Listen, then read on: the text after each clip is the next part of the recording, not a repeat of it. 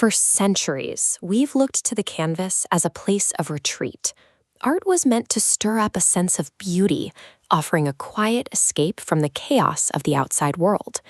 But step outside that frame, and our physical environment looks drastically different. We are currently drowning under millions of tons of discarded waste. And as we relentlessly burn fossil fuels, the resulting industrial emissions are actively choking the atmosphere. We hear the terrifying statistics every single day. The oceans are warming, the air is toxic, the forests are burning. But constant exposure to that data has created a strange kind of paralysis. The numbers are so vast that we simply stop feeling them. You can't fix a problem if you can't even process its scale. To actually start repairing the planet, we have to find a way to look at our surroundings with entirely new eyes. This is exactly where Artivism comes in. It is the deliberate collision of creative expression and environmental action.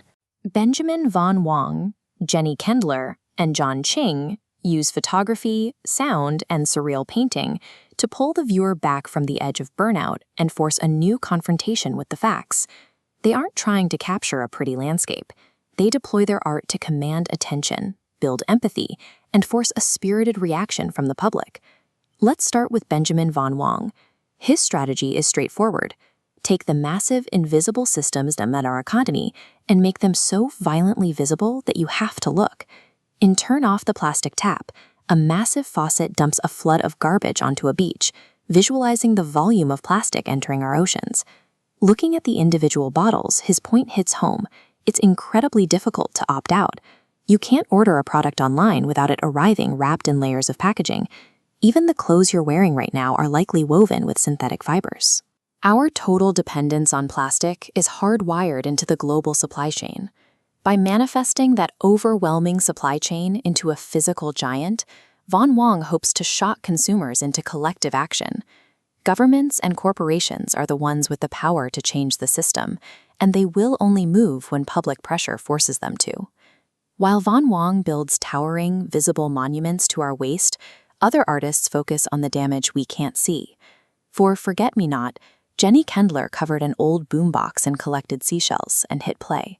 What you hear sounds at first like soothing, calming ocean waves, but the audio is actually a highly amplified recording of Kendler's own baby tooth, actively dissolving in a glass of acid.